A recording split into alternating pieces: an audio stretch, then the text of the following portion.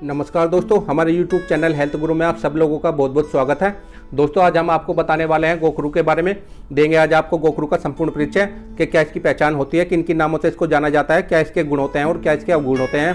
और साथ ही दोस्तों आज हम आपको गोखरू के ऐसे 10 प्रयोग बताने वाले हैं जिनको आप अपने घर पर ही स्वयं तैयार करके 10 तरह की गंभीर बीमारियों को जड़ से समाप्त कर सकते हैं। तो चलिए दोस्तों आपका ज़्यादा समय न लेते हुए वीडियो को स्टार्ट करते हैं। बने रहिए हमारे साथ वीडियो के लास्ट तक। और दोस्तों अगर आपने अभी तक हमारे चैनल को सब्सक्राइब नहीं किया है तो कृपया हमारे चैनल को लाइक करें, सब्सक्राइब करें और शेयर करना ना भूलें ताकि आगे भी आपको ऐसी ज्ञानवर्धक वीडियो समय समय पर मिलती रहें। दोस्तों गोखरू एक सरलता से उपलब्ध होने वाला और जमीन पर फैलने वाला पौधा होता है जो सर्वत्र पाया जाता है। वर्षा के प्रारंभ में ही यह पौधा जंगल खेतों के आसपास आम जगहों पर उग जाता है।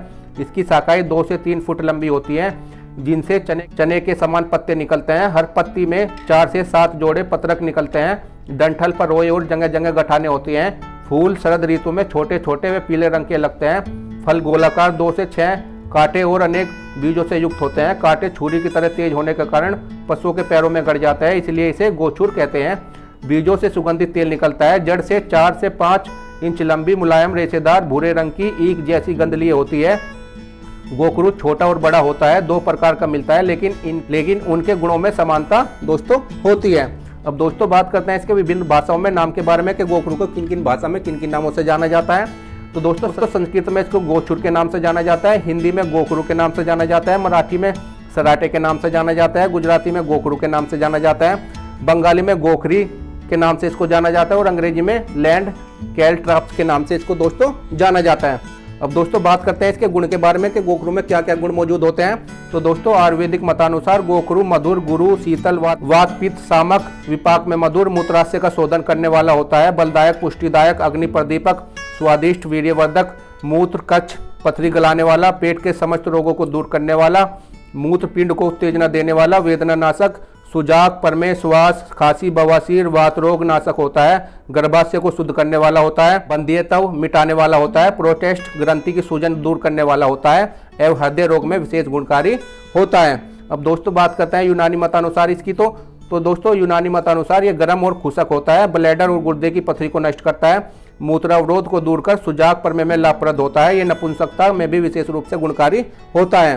वैज्ञानिक मतानुसार इसकी बात करें तो दोस्तों गोखरू की तो दोस्तों गोखरू का रासायनिक विश्लेषण करने पर ज्ञात होता है कि इसकी पत्तियों में 7% प्रोटीन, 5% राख और 80% जल पाया जाता है। इसके अलावा अल्प मात्रा में कैल्शियम, फास्फोरस, लोहा और विटामिन सी भी इसमें पाया जाता है। फल में एल्कोलाइड्स की मात्रा 1% होती है। इसके अलावा राल, टैनिन, स्टीलरोल, ग्लाइकोसाइड, शर्करा, नाइट्रेट्स, एवासील तेल, सुगंधित तेल भी इसमें मौजूद होते हैं।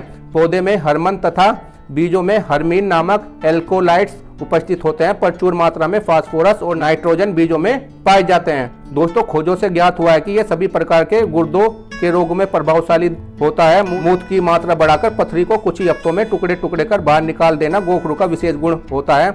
अब दोस्तों बात करते हैं इसके हानिकारक प्रभाव की कि इसमें क्या हानिकारक प्रभाव होते हैं गोखरू में। तो दोस्तों गोखरू की अधिक मात्रा में सेवन करने से पलिया और गुर्दों को हानि पहुंचती है और कफजन्य रोगों की वृद्धि होती है, इसलिए दोस्तों इसका अधिक सेवन नहीं करना चाहिए हमको। अब दोस्तों बात करते हैं इसके पहले से ही उपलब्ध आयुर्वेदिक योगों के बारे में जो पहले से ही मार्केट में उपलब्ध है। जैसे दोस्तों गोछुरादि चूर्ण, गोछुरादि गुग्गुल, गोछुरादि क्वाथ, गोछुराघवले जैसे आयुर्वेदिक योग पहले से ही मार्केट में उपलब्ध होते हैं। अब दोस्तों बात करते हैं इसकी गोखरू के विभिन्न रोगों में प्रयोग के बारे में कि विभिन्न रोगों में कैसे इस्तेमाल करना है हमको गोखरू का। तो दोस्तों पथरी में कैसे इस्तेमाल करना है गोखरू का। 1 चम्मच की मात्रा में गोखरू के बीजों का महीन चूर्ण बनाकर शहद के साथ मिलाकर 1 कप बकरी के दूध के साथ दिन में 3 बार 1 सप्ताह तक नियमित रूप से पीने से पथरी गलकर पेशाब में निकल जाती है। गोखरू के पंचाक का चूर्ण 1 चम्मच की मात्रा में दिन में 3 बार गाय के दूध के साथ नियमित पीने से भी पथरी दोस्तों टूट कर गलकर बाहर निकल जाती है। अब दोस्तों बात करते हैं मूत्र अवरोध में कैसे इस्तेमाल करना है गोखरू का। तो दोस्तों बुढ़ापे में प्रोस्टेट ग्लैंड के बढ़ जाने से अक्सर पुरुषों को रुक रुक कर पेशाब बहुत कम मात्रा में उतरती है और इसके निवारण हेतु ऑपरेशन कराना पड़ता है। गोखरू के फल का चूर्ण 2 चम्मच 200 मिलीलीटर दूध में पकाकर छानने के बाद सुबह शाम पीने से नियमित रूप से पीने से मूत्र संबंधी सारी समस्या जल्दी दोस्तों समाप्त हो जाती है। अब दोस्तों बात करते हैं नपुंसकता में कैसे इस्तेमाल करना है गोखरू का। तो दोस्तों हस्त मैथुन की बुरी लत से उत्पन्न नपुंसकता को दूर करने के लिए 1-1 चम्मच गोखरू के फल का चूर्ण और काले तिल मिलाकर शहद के साथ दिन में 3 बार नियमित रूप से कुछ हफ्ते तक सेवन करने से हस्तमैथुन की नपुंसकता दोस्तों जड़ से समाप्त हो जाती है। अब दोस्तों बात करते हैं सूजन में कैसे इस्तेमाल करना है गोखरू का। तो दोस्तों बड़े गोखरू के पंचाक को पीसकर सूजन वाले स्थान पर गरम गरम लेप लगाने से सूजन जल्दी उतर जाती है। अब दोस्तों बात करते हैं परमे में कैसे इस्तेमाल करना है गोखरू का। तो दोस्तों गोखरू के फल का चूर्ण संभाग मिश्री मिलाकर सुबह शाम सेवन करने से परमे रोग जल्दी दूर हो जाता है। शौपन दोष में दोस्तों कैसे इस्तेमाल करना है गोखरू का। तो दोस्तों 1 चम्मच की मात्रा में बड़े गोखरू के फल का चूर्ण थोड़ा घी और मिश्री मिलाकर 1 हफ्ते तक नित्य सुबह शाम ले। इससे दोस्तों शौपन दोष के रोग में बहुत लाभ मिलता है। अब दोस्तों बात करते हैं आमवत में कैसे इस्तेमाल करना है गोखरू का।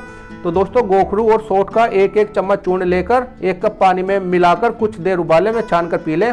यह प्रयोग दिन में 2 बार 1 हफ्ते तक नियमित रूप से करें। इससे दोस्तों आमवत का रोग जल्दी समाप्त हो जाता है। अब दोस्तों बात करते हैं यौन शक्ति की वृद्धि हेतु कैसे इस्तेमाल करना है गोखरू का। तो दोस्तों गोखरू और शतावरी का चूर्ण 1-1 चम्मच की मात्रा में 1 कप पानी में कुछ देर उबालकर छान ले, फिर छान कर पी ले। इससे शीघ्र पतन की शिकायत दूर होकर यौन शक्ति दोस्तों जल्दी बढ़ जाती है। पेशाब की जलन में दोस्तों कैसे इस्तेमाल करना है गोखरू का। तो दोस्तों गोखरू के पत्ते और फल समान मात्रा में मिलाकर पानी में काढ़ा तैयार करें और छानकर आधा कप की मात्रा में 3 बार ले। तुरंत दोस्तों पेशाब की जलन में आराम यानी कि लाभ मिलता है।